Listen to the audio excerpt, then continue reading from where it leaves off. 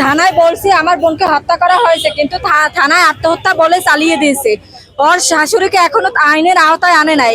ওরা পুলিশেরা কোনো চেষ্টাই করতে আসে না। আমরা বারবার বলছি যে আমার বোনের হত্যা করছে, তারা বলতে আছে আত্মহত্যা, এটা বলে চালিয়ে দিছে। এবং আমরা ও সাদাত বলছে ওড়না দিয়ে গলায় ফাঁস দিয়েছে, কিন্তু আমরা কোনো যাইয়ে ঝুলন্ত অবস্থায় পাই নাই। আমরা পাইছি রিপেয়ারে শোয়ানো অবস্থায়, এবং ওর বাবা বলে দড়ি দিয়ে গলায় দড়ি দিয়েছে। দোনো বাপ পুতে দুই কথা বলে, একজনে বলে ওড়না দিয়ে দিয়েছে আর একজনে বলে দড়ি দিয়ে দিয়েছে।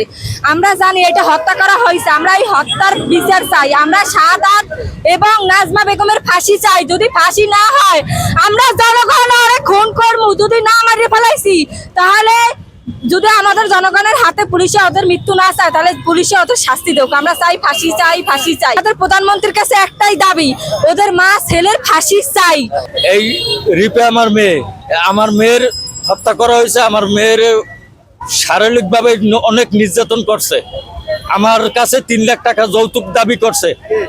এই শাহাদাত রিপের স্বামী, এই শাহাদাতের কঠিন বিচার চাই। শাহাদাতের বাড়ি কেডিসি 10 নম্বর ওয়ার্ড। এই শাহাদাত গলা টিপে আমার মেয়েকে হত্যা করছে। এই শাহাদাতের আমি কঠিন শাস্তি চাই। আমার কাছে 3 লাখ টাকা যৌতুকের দাবি করছে। এই টাকা আমি দিতে পারি না বিদায় এই শাহাদাত আমার মেয়েকে গলা টিপে হত্যা করছে।